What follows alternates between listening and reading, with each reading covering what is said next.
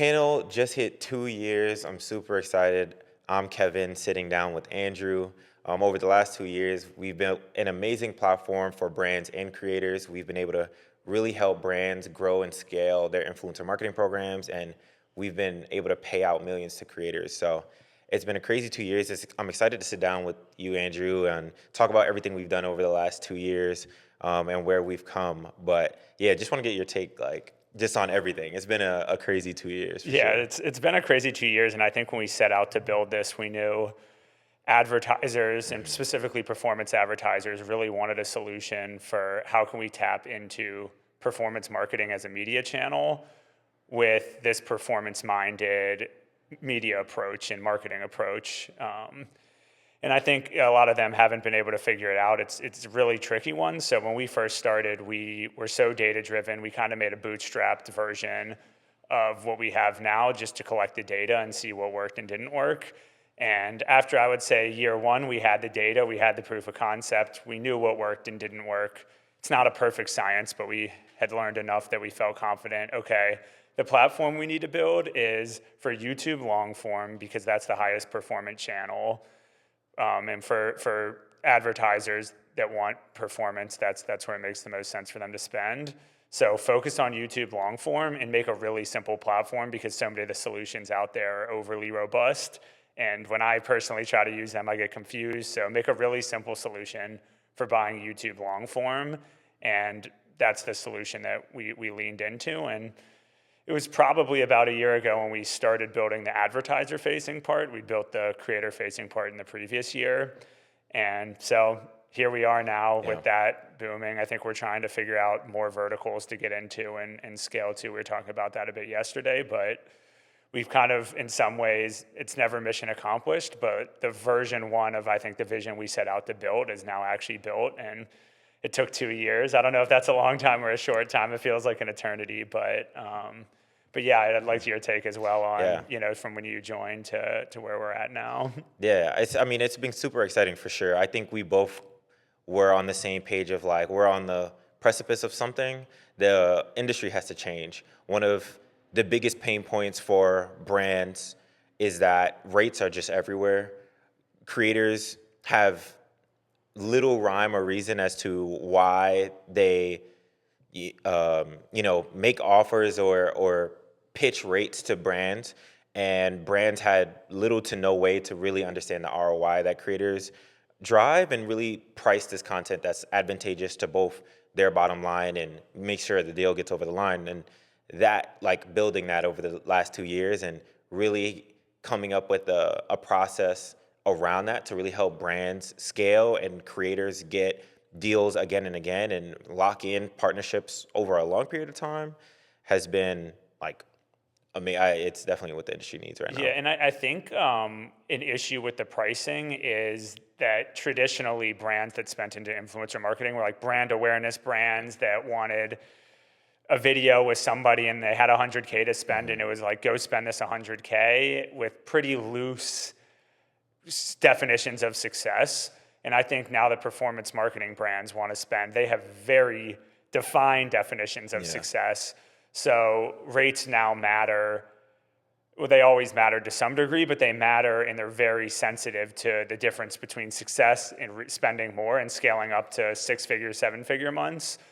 Whereas with brand awareness, which was the first type of media spend into the channel, it was like, we have $100,000 and we're going to spend $5K here, $5K there. And so I think the market adapted to that early spend. And now that performance marketing dollars are trying to come in, which is a much bigger opportunity for everybody involved, it needs to evolve, and we've been trying to help it evolve. It's a painful process always to try to change an industry, and I think in a lot of ways we've bent to make sure that we're not overly trying to go against the industry. We need to still work with the way people are comfortable, but we also need to make sure that we're setting up both sides for success and scale. Yeah, and we can definitely dive deeper into that because I think panel is really, like I said, at the creator industry, the creator economy is at this maturity level where it's no longer the flat rates that are backed into any conversion data, any sales data are happening less and less. Brands are less willing to just pay a blanket rate to get a video up and then see sales and see traction, and really they want to make informed decisions, informed buying decisions, and that's what makes panels so key in this moment of the creator economy, in this maturity level of the creator economy. And I want to talk about that some more because we've made massive development in making sure that panel is the best place, for brands to buy these performance-minded or any brand that is really looking for aggressive growth. The old way is, Excel spreadsheets and a bunch of creators and sales data from here and there and there and here. But panel is this new way of this essentially performance influencer marketing. And a little bit about that, because we've changed the product to really suit a lot of these performance-minded brands, these growth brands, and some of the new things that they have.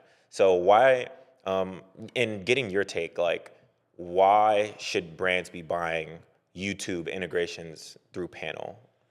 Well, one, I think there's the easiest initial thought, which is that we have access to the media. It's definitely still a fairly gate-kept media channel where, you as a brand can't really just go buy ads.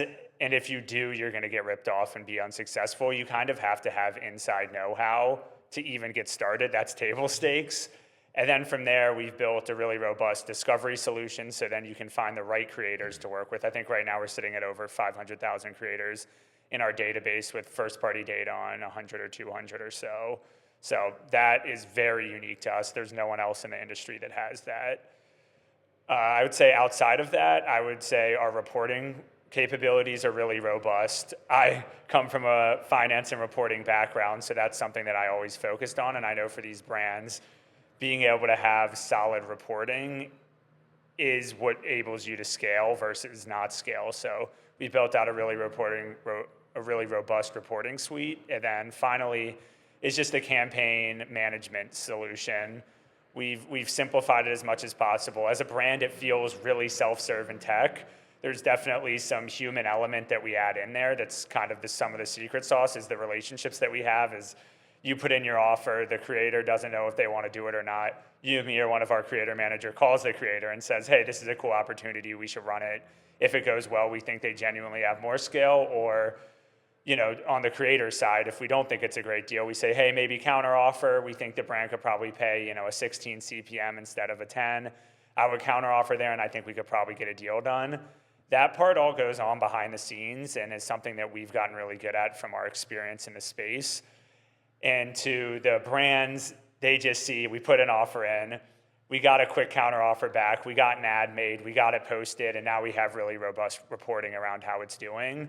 So I don't think there's anybody else with a solution out there. We've kind of built this off of our own experience buying this media and what we personally needed. So to me, that's why as an advertiser I'd use it. And I guess I'd toss it back to you as a creator. Why do you think, what do you think we bring to the table? I think for creators, we bring to the table something that no other company does, and it is in-depth data, of course with brands' privacy in mind, but in-depth conversion data to say exactly how your channel converts. And I think that's something, it doesn't matter what website you could use Canva, you could use Squarespace. No media kit out there, no resume out there has conversion data, sales data that's going to enable your brands that want to work with you or any of your outbound deals to close as much as they will on panel. We give data to creators that enables them to price themselves advantageously in the market. If you're too expensive, for your channel currently, and the best part about panel is that all of our data is in real time. So there's not like you're getting lagging indicators, you haven't updated, which in the real world currently is like your media kit. You made it 6 months ago and your manager or you haven't updated it, which we'll talk about managers a little bit later. But we give you that conversion data as your channel concurrently performs. And like I said, it allows you to price yourself advantageously in the market. If you're too expensive, it helps you come down to a rate that you can close deals again and again and again. If you're not expensive enough and you are leaving value on the table, then it helps you price yourself that way so that you can get more value, but still maintain a long relationship again and again and again. Yeah, to me, our data almost always tell creators that they're too expensive, but it's not a bad thing. A way that I've found a lot of success with creators is saying, your rate's too expensive, price on per conversion or per view, flat rate's too hard to price, we're never gonna get anywhere with flat rate pricing, let's find a better way to price it. And then they accept, okay, I'll take $10 per free sign up. It's a huge mountain to get them to do that, but then they go, oh wait, I post every day, I get 100K views on a video. I've run one brand sponsor in the last 6 months and made 5K.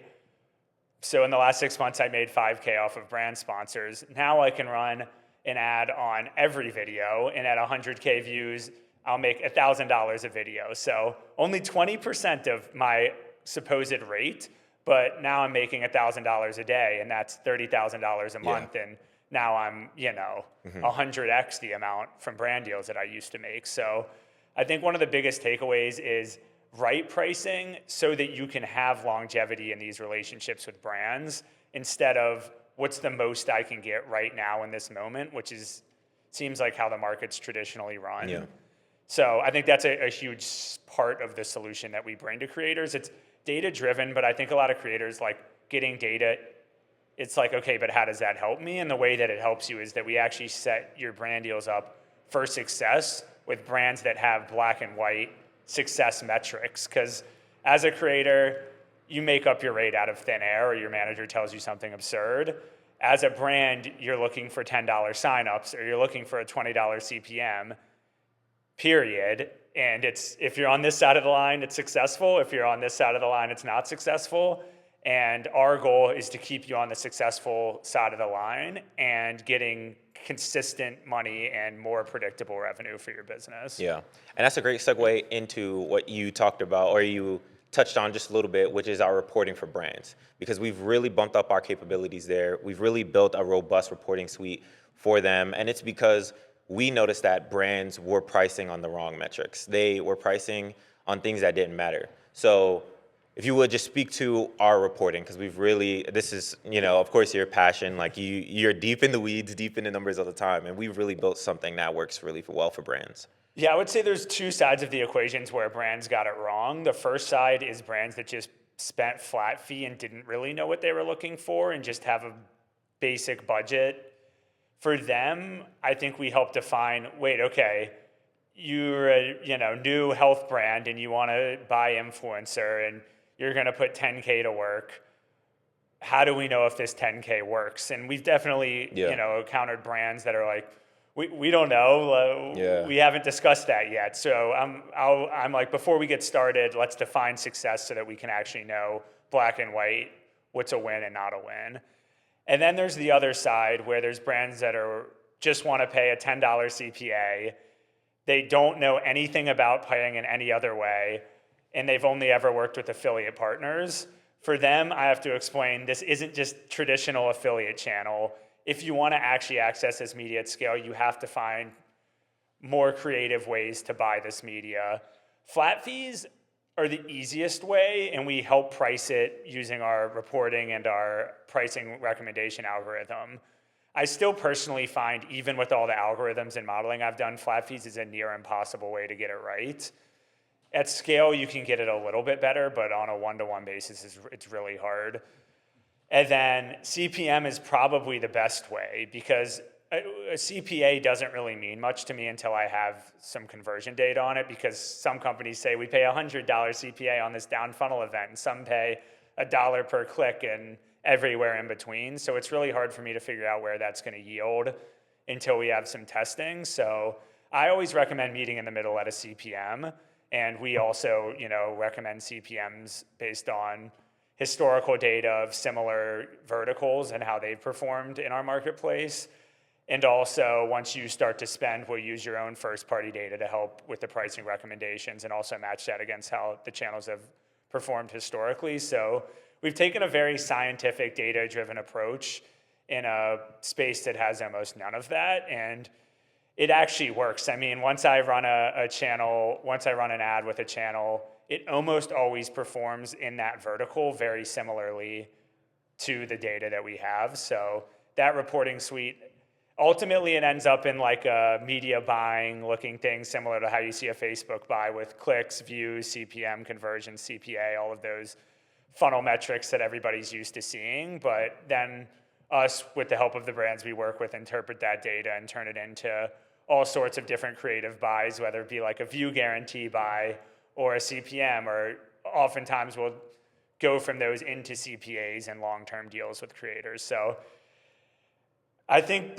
we've built a really robust solution, and a lot of people want to do flat fee only or CPA only, but restricting yourself to only those type of deal types, it just doesn't work in this industry. Yeah. So we've built a really flexible solution because it's the only way to make it work. Sometimes we'll pay a flat fee, sometimes we'll pay a CPM, sometimes we'll pay a CPA, and without the ability to do all of those in a platform with that technology, you're not going to be able to get to scale. Yeah. And we've helped so many verticals at this point over the last 2 years understand how YouTube works for them and understand their reporting metrics. Every brand is different, which is something we've really realized at Panel and we're working to build towards. And we have some great new products and features that we'll talk about in a second. But we've worked with a ton of brands, and we know to a healthy degree what works and what doesn't work. We've essentially done $20 million in media to really understand the YouTube spend channel. And we've really narrowed down what works and what doesn't work. So I want you to talk to the brand specifically. Like, what brands are we finding success that YouTube as a channel does work for them? And what brands YouTube probably isn't the best spend channel for? I'll start with the ones that work, and then I'll talk a little bit about ones that I think should probably stay away from it. But generally what works is brands with a broad appeal. They don't need super robust targeting that a media buy through TikTok or Facebook or some of these other traditionally digital media channels have, where you can target iOS, Texas users. If you need to target only iOS, Texas users, YouTube's not going to be the right channel for you, because the way the YouTube algorithm works is it sends it out to whoever it deems is good, which is often, part people in the US, people in Indonesia. And from channel analytics standpoint, you can generally target on a country basis. That doesn't mean it's going to be exclusively shown to that country, but you can say, okay, this country has 80% US audience. That's a good enough skew.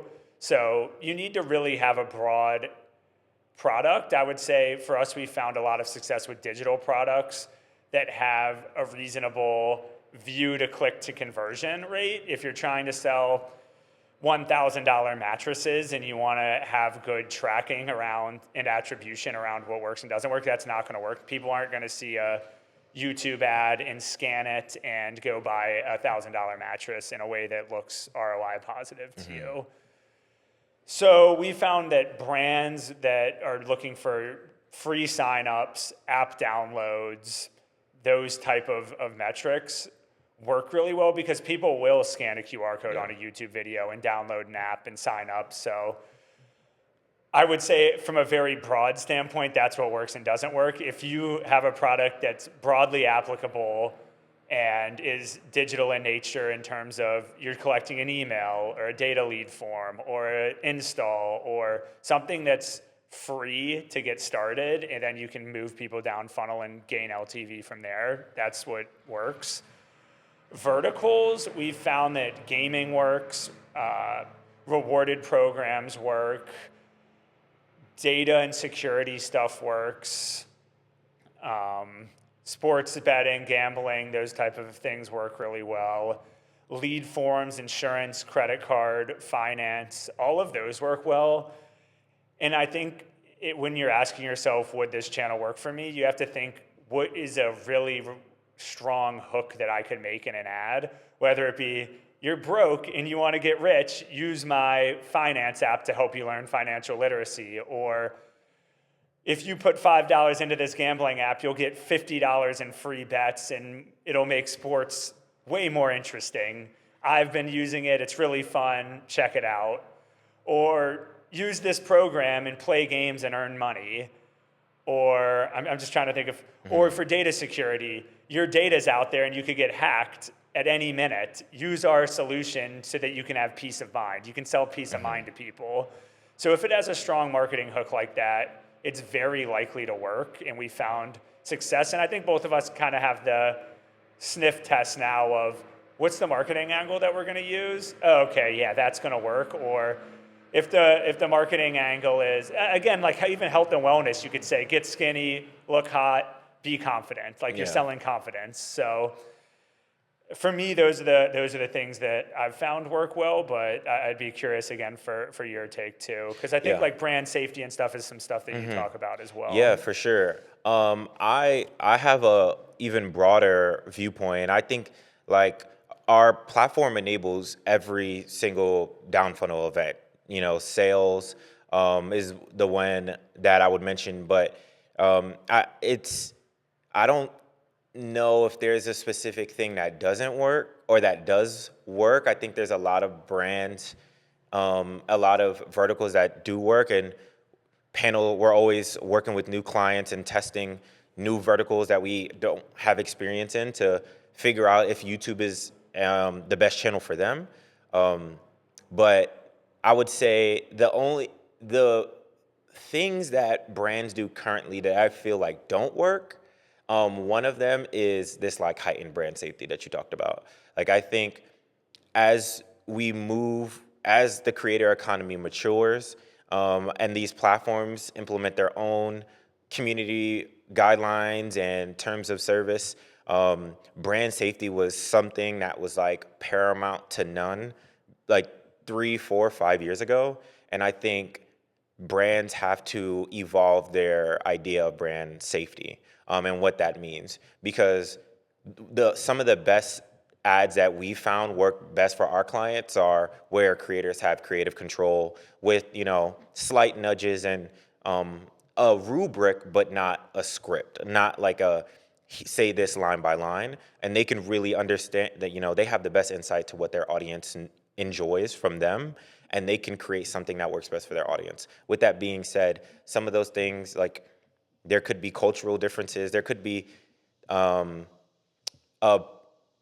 outdated version of brand safety that brands run by that stop them from working with creators that could really do scale for them and really, unlock new audiences for them, new channels. And these are some of collaborations that we've done on behalf of our clients that have been some of their best campaigns. Yeah. So I would say a lot of brands are applicable for the YouTube, creator channel, but you have to go back and do some internal work and clean up some of the brand safety, clean up some of the flexibility that you have around this channel, and it could probably work great for you. Yeah, and I would say anybody that's done performance marketing knows that the ads that work really well are never what you think are going to work. I know that people watching that have done this know, because I always laugh with them. We're like, made this really perfect, beautiful ad, and it flopped, and then this random thing that was like poorly edited and weird and kind of funky, like turned out to be our best spending ad of all time. And it's the same thing with creators. If you just want to work with the LA girly that's hot and the marketing girls on your team are all like, she's my favorite, you're going to have a losing strategy. But if you're willing to test channels that are a little bit more edgy and probably have a really engaged user base, and I'm not saying you should throw brand safety out of the window 100%. and be like, it doesn't matter, but you need to be open-minded to the fact that if you're looking for performance, it usually comes in unforeseen ways, and pretty clean, perfect branded ads are never what drives performance. It's always ugly, not what I expected to work. I can't believe that the Catching Cheaters channel did more volume than any channel we've ever worked with. Like, that is not what I envisioned when I started doing influencer marketing, but the data doesn't lie. Yeah, and the ads aren't ugly. The ads are good. The ads are clean. Yeah, I think. Yeah, the channel is just not what you expected. It's not what you would expect to perform for you. So, like you said, like some of those inherent bias that marketing managers or influencer managers tend to have, and which gravitates them towards a certain creator, we need to rethink those. We need to rethink, like I said, brand safety and all those things. And what helps with that is having the data that says this guy is probably going to work better. And instead of, you wanted to go with this person, we have data on both of them. Our models say this person's going to do better, and our models are pretty good. They're basically always right. I mean, lawyer, asterisk, but they're really, really good. Yeah. So I think with the help of data, we're able to steer brands in the right direction, even when it's not what they would probably initially think is going to work. Yeah. And we can talk about some of the new things that we've released over the last 2 years, especially just the last year, because we've made, like I said, some amazing improvements to our brand portal, some massive updates to our creator mobile app that really just enable this two-sided marketplace to really thrive. And like you said, and we talked about very briefly, but our creator pricing engine, which is something that no one else has. It's proprietary to Panel, built on the $20 million of brand spend that we have, but it enables brands to price or find the best rate that works for them backed into their ROI target. So would love your just take on that. Building it was crazy, and seeing it out in the market has been insane. Yeah, so we started building the brand portal, Panel's brand portal, based off our experience buying media. We started out, for those that don't know, taking pure play traditional affiliate deals, so a CPA of $8 an install or $5 a sign up, and going out into the YouTube marketplace, talking with creators, cutting a deal with them, oftentimes not on a CPA because, like we've said, you need to be flexible around pricing models. So we'd go out, pay a creator $3K, we'd be getting paid $10 an install. The ad would go live and we'd be praying, please make more than $3K. So that experience is what built the modeling, because we as Panel had to get really good at making sure that the buys, because we were taking on all the risk, were really good. So those models that we built to do that successfully is what ultimately ended up informing how we built the brand portal, so that brands could do that same. Because what brands are really trying to do is go out and buy media and hit their CPA targets. So our experience doing that on behalf of them, taking on all the risk, is why we built the portal. Because for us to scale Panel, we couldn't just be doing all these ARBs on our own. We had to have brands come in and help. It needed to be a collaborative effort to build their program. It couldn't just be a Panel doing all the work thing.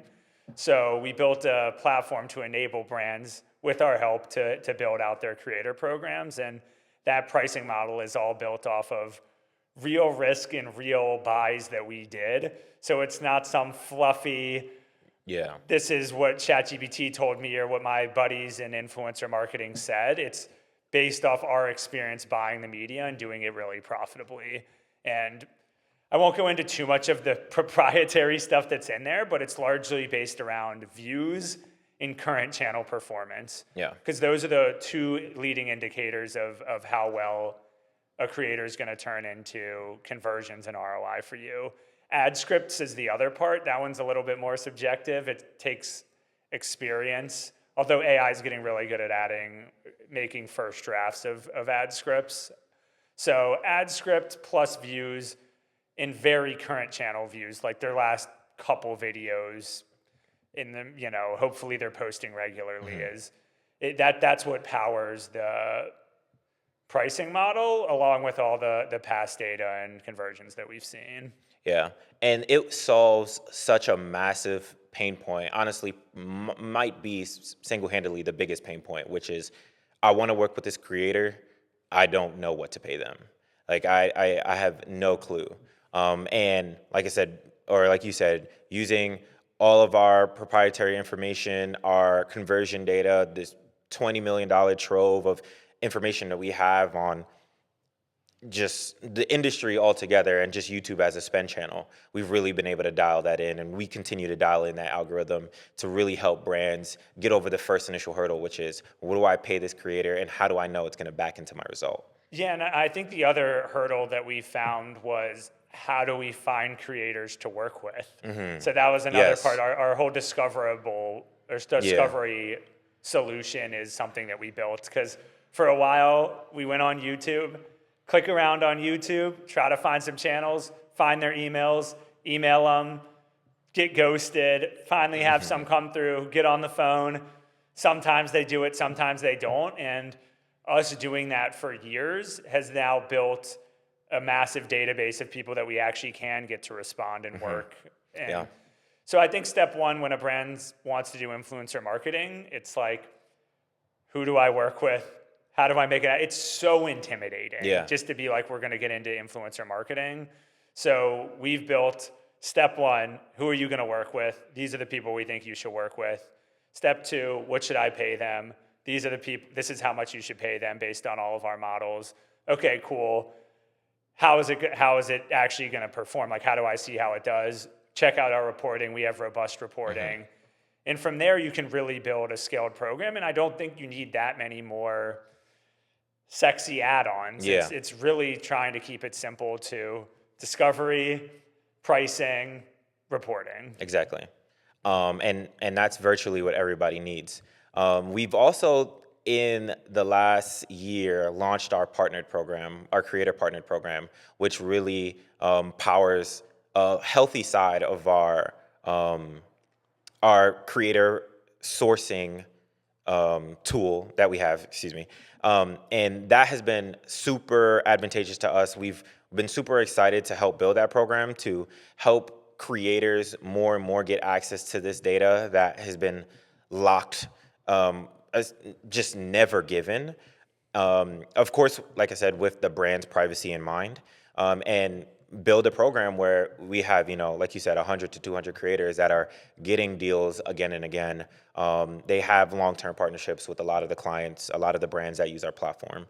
Yeah, and it's as easy to join our partnership program as doing one deal with us. We talked about a bunch of different ways to qualify people, and we just came back to, once somebody does a deal with us, it means they have our mobile app, so they're completely authenticated. They've actually completed the deal, so we know that they can go end to end and complete a deal. We know they're going to take a reasonable rate, because if they did a deal with us, they took a reasonable rate, because that's really the only way we work. So to get into our partnered program, it's as easy as doing one single deal with us. You get a blue little check mark in our portal, and a lot of times brands, especially when they're starting, will filter on just our partnered creators, because those are going to be easier to work with. As you scale up, you have to start to work with our larger database as a whole. But that program, I think, has been really powerful when getting brands started. And those creators get such favorability due to the way that they're shown in our portal that and it's a win-win, because we know they're going to be good to work with. We know they're going to take a reasonable rate and likely be a win for brands. And then they get a ton of deal flow, and they're, I signed up for panel, I never got deals, now I get a deal a week. This is amazing. So I found that pretty much all of our, I don't know if you want to get into this now, but we're going to, is that all of our creators pretty much don't have management or anything. Yeah. I think a lot of them, even some of them, had management at one point, and then we may have tried to work with them at some point, and then I don't know what happened with them and their management, but they somehow then got referred to us through another creator that had been successful with us. They joined our partner program, and they're, like, this is amazing. Yeah. How come I never did this before? So I think there's two kind of calls to action. One, if you're a creator and you're not getting enough deal flow, come try panel. We're probably not going to give you the crazy rate that you were promised whenever you joined, whoever your representation is, but we're going to get you consistent deal flow at a lesser rate. And if that sounds good, definitely check us out. And part two is, if you're a manager, what we're building really does work. And it might not be how you envision things, but we do want to partner with the right managers that are willing to bring us a lot of talent and work within the confines that make our advertisers successful, which then leads back to a lot of money flowing to you and your creators. We haven't quite cracked that code, but it's not something I've fully written off yet, but I've found it near impossible to work with people, other middlemen, or middlemen in general. Yeah, for sure. And what you said was exactly what I was going to say. Like, we don't want to write off managers. I think what I said earlier, the creator economy is maturing. I think 90 might be egregious, but there's a massive, healthy number of creators that don't need a manager for what they think they need it for. At a lot of creators go and find a manager because they think that's how you turn brand deals on, and brand deals flow in constantly. And a lot of but inherently, a lot of managers stop a lot of deals. They stop progression of deals, where a creator would take that deal. They would be happy with what they're getting. And so it's the creator economy is maturing to this place where, okay, the manager's feedback is always, well, what the creator's worth is not what you guys are paying.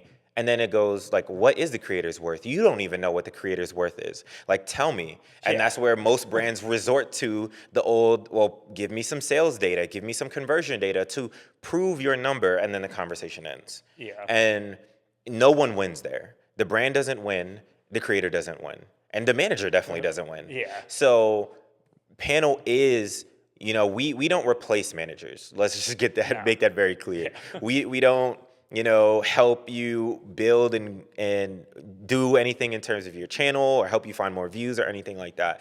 We are a tool where plenty of brands who want to scale their programs come to scale their programs. And by that, we have access to those, and we can give you that access. We can put you in front of brands that you want to work with, the brands that will help you make money and grow your business.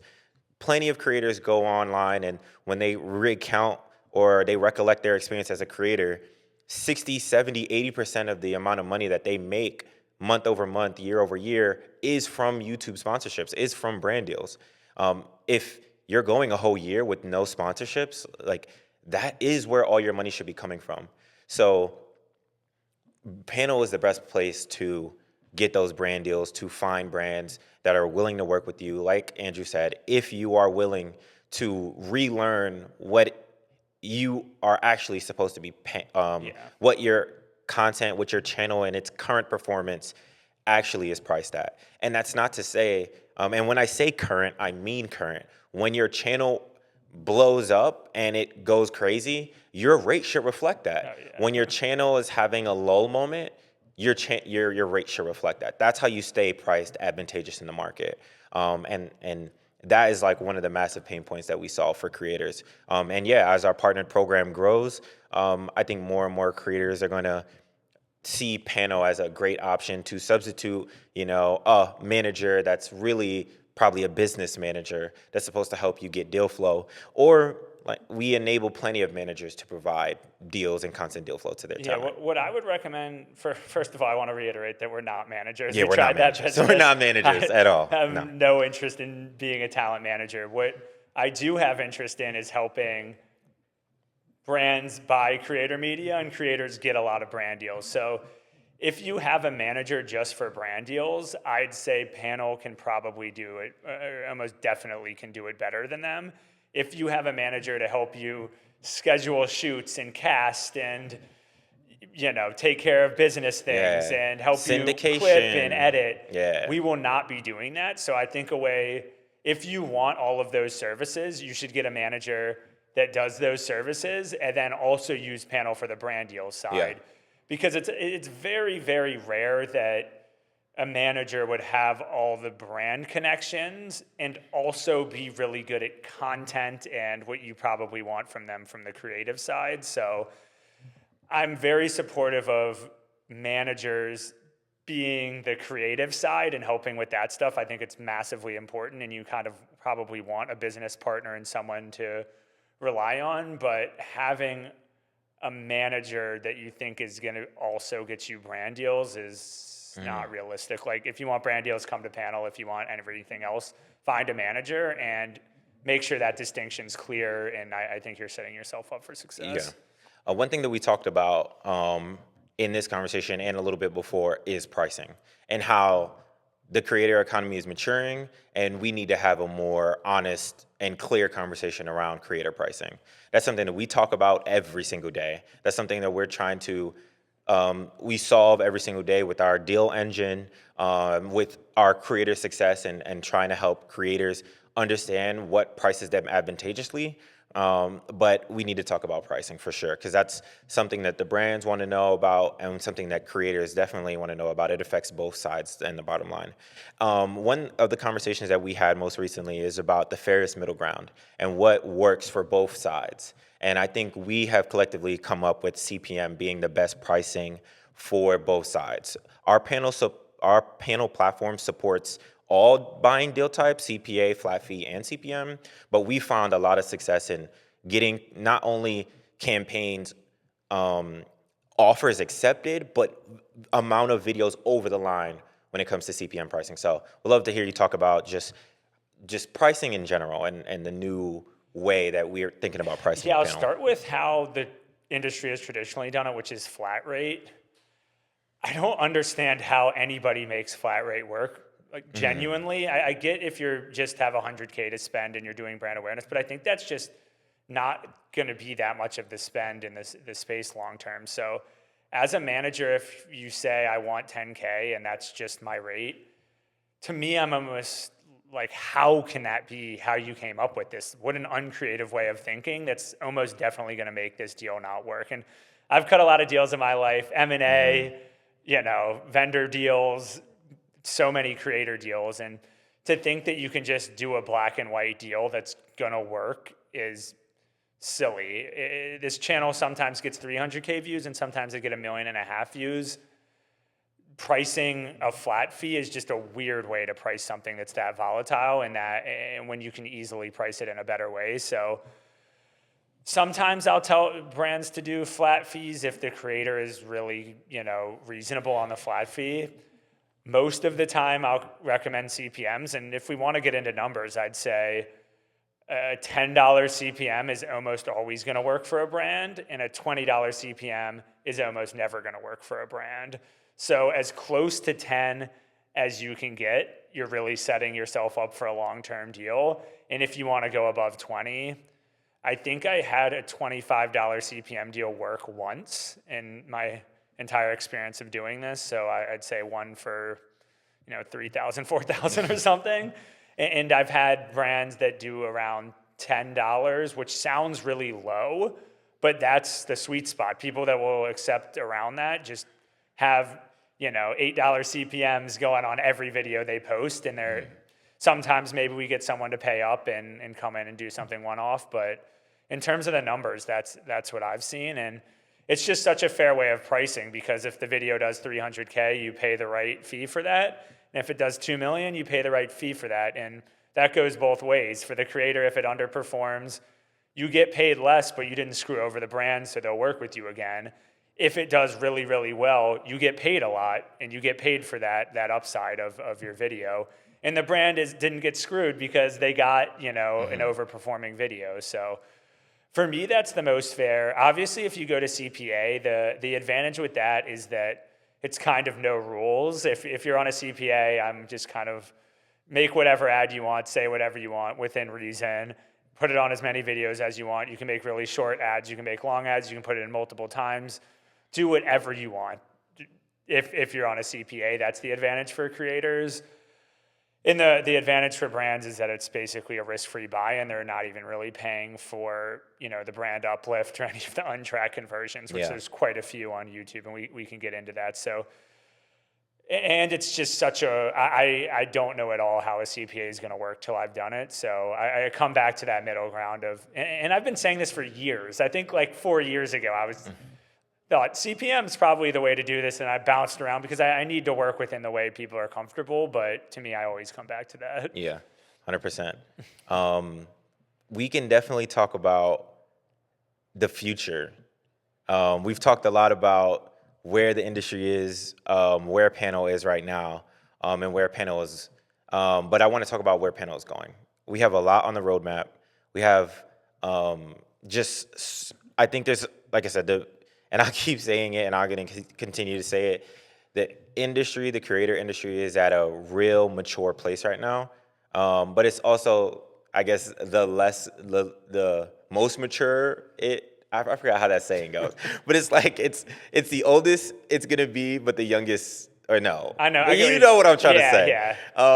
And we, as we continue to develop the platform, as we continue to build panel and build it to support both sides, the brands and the creators, there's so much to still do with YouTube, and just the future of YouTube together. I know there's been a lot of keynotes this year from the YouTube team themselves, and from various platforms about how the creators on YouTube are only growing. The channel, there's only going to become more channels to work with, and of course that means brands. There's even more opportunity to go and buy and find your target audience and find the right consumer.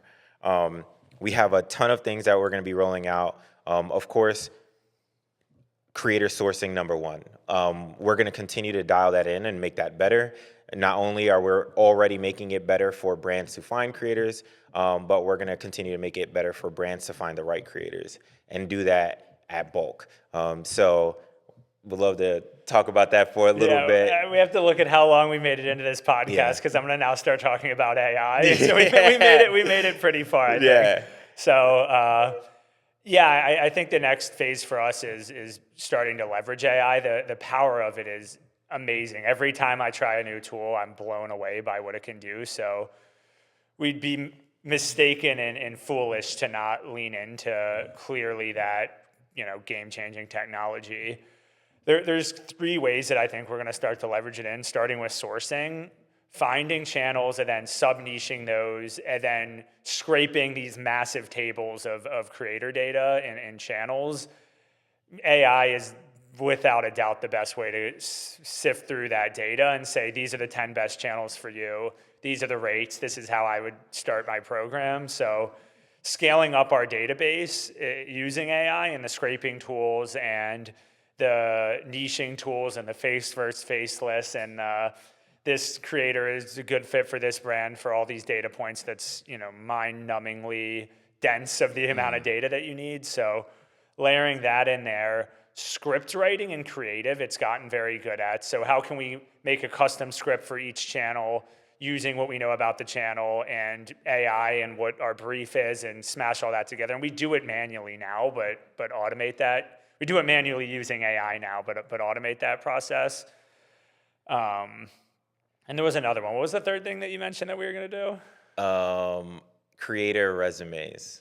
I guess that could be one.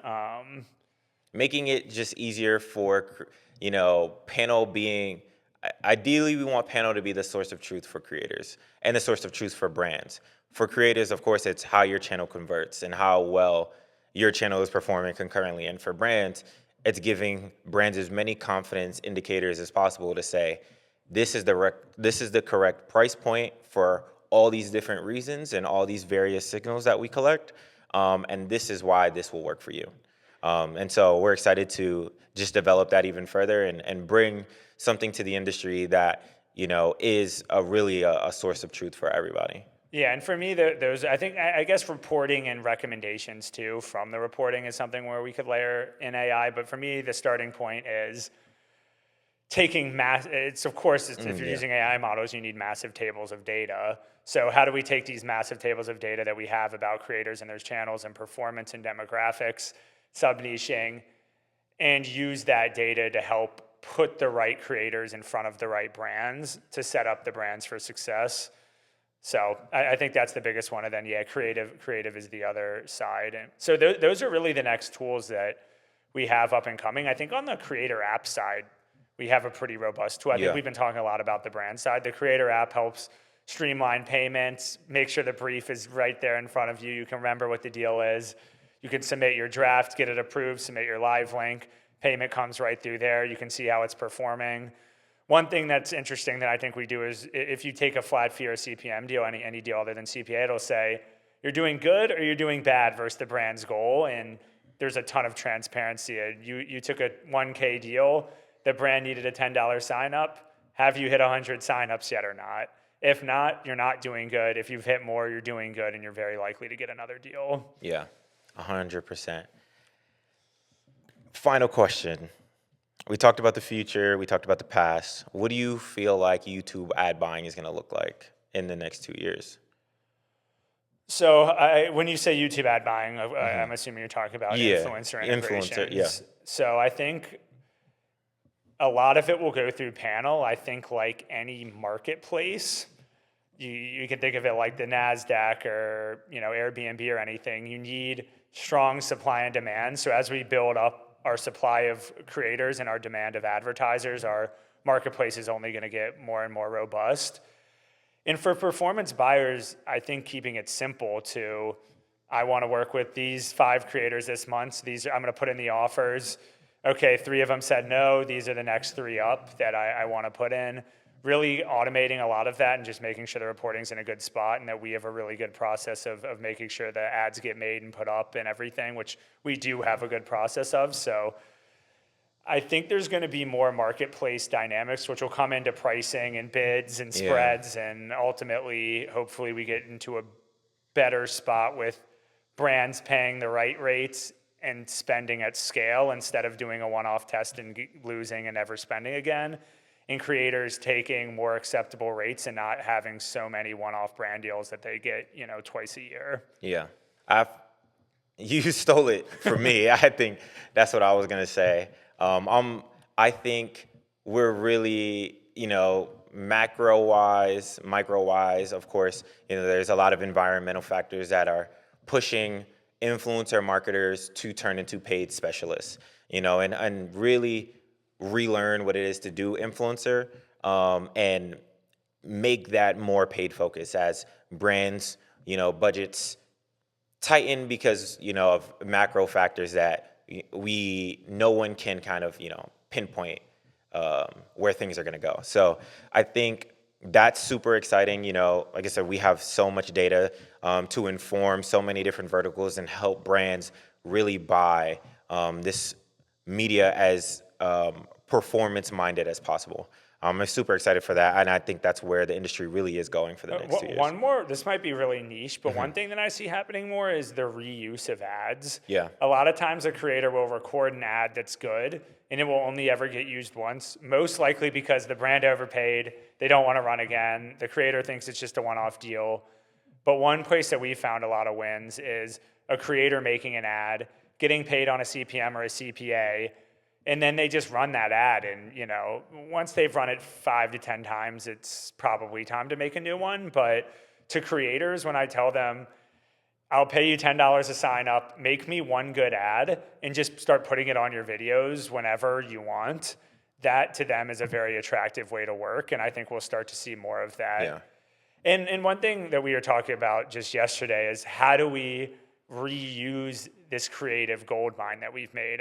We've gotten thousands of ads made, and they are really, really good ads. Yeah. They're super clean, made professionally by these professional YouTubers that have these full teams of people that make sure the content's good. How do we extract more value out of them? One way is put the ad on more videos, so just get reuse out of that ad.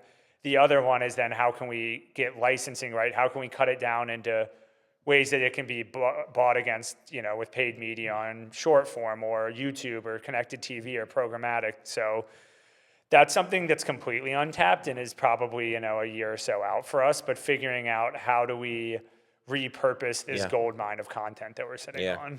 I think that's only going to help, like we talked about, and I think is Panel's main vision. It's going to help brands unlock new audiences, get higher frequency and concentration with their audiences, and help creators make more money.